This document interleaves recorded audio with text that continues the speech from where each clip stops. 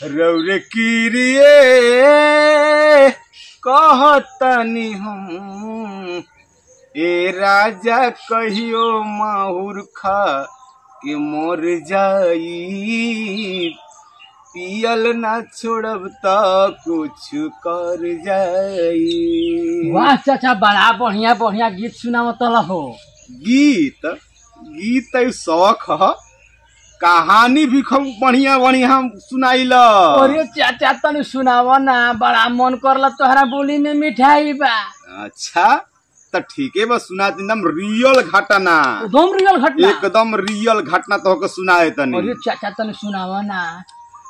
जान लिया कि देखो एगो नया नया लड़का के गौना भई रहे। गौना वो लड़की अपना नैहर से ससुरा जब आइल तो ओकरा घर में ना ससुर ना सास ना ननद केहू ना रहे। तो बदमाशी हुई हो ना ना बदमाश ना रहे खूब बढ़िया आदमी रहे। ओकरा घर में सास गोरन ननद गोतनी केहू ना रहे वो अकेले रहे। वो बता देते हैं तोहरा के कि सांझ खुनी खाना दाना बना के एकदम सब कुछ रेडी कर ले तो दूगो बगल के पड़ोसी रहली सन। वो पड़ोसिया आवस न तो कहा एक कनिया चलन में चले के बहरी घूमे खातिर उ साथ में लेके जा सन रोज। एक दिन की घटना है कि वो जान ल कि होनी के पहले चल गोली सन के आवाज ना मरली सन।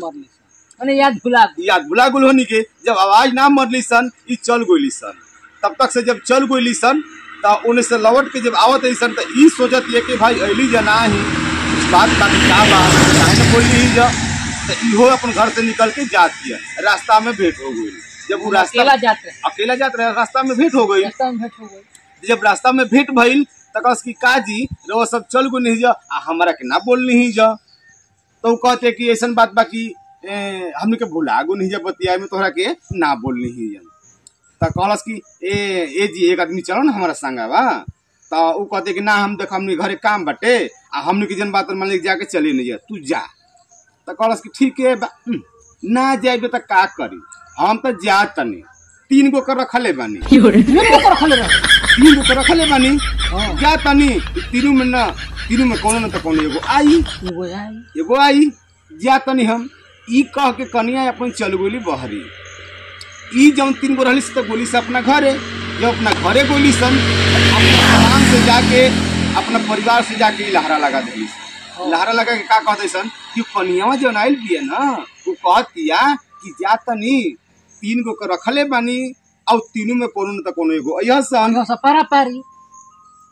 तो अब हनी के मर्दा जब सुनल सत हनी के दिमागवा में जन बातन लागल अब हौल होखे बतिया घूमे लागल। अभी 4 गो 5 गो सवांग रहल सन का कइल सन कि सर लौर लाठू उठा के ओकरा पीछे पीछे लेके गोइल सन तो गांव से भरी ऊख रहे ऊख के खेत की चौहदी घेर लिहल सन चौहदी घेर लिहल सन। तब तक से बेचारा मानते कि औरत जात अपन चुपचाप गो से बैठ के आए अपन मन बंधन होके आई से निकल गई। थोड़े घड़ी के बाद जो पीछे पीछे पीछे पीछे पीछे पीछे पीछे पीछे गुलसन घरे जब घरे गुलसन तक अरे ई बता तू सही से ही बताई है कौना कौना के 3 गो कर रखले बाड़ी। तो कहती है कि कौना के हम रखले बनी हम तो केहू के नहीं रखले।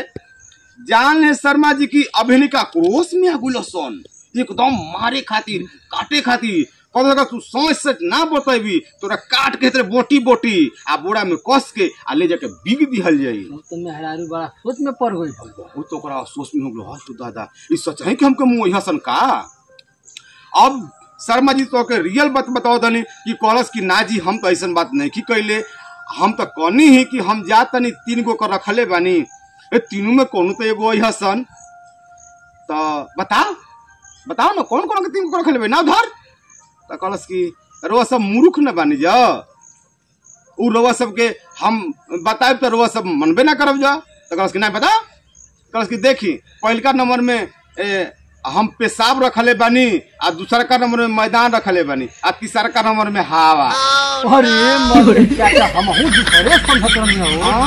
तो उ कहलस कनिया ना कि हम ये सोचनी ही ना कि जा तनी अरे झाड़ा ना आई तो पेशाब आई आ पेशाब ना आई तो हवा खुली 3 गो बटले बा 3 गो बड़ा सन आये शर्मा जी अब इतना बात जब उ सब सुनल सन तो एकदम अपना मुंह में गमछी ठुसल सन अपना अपना घरे घुसल सन। यही से कहल जाला कि मेहरारू के बात ना जल्दी सुने के चाहिए, ना सुने के चाही और सुनहु के चाही तो ओकरा पर मानसिक दबाव मन दिमाग में ना लेवे के चाही।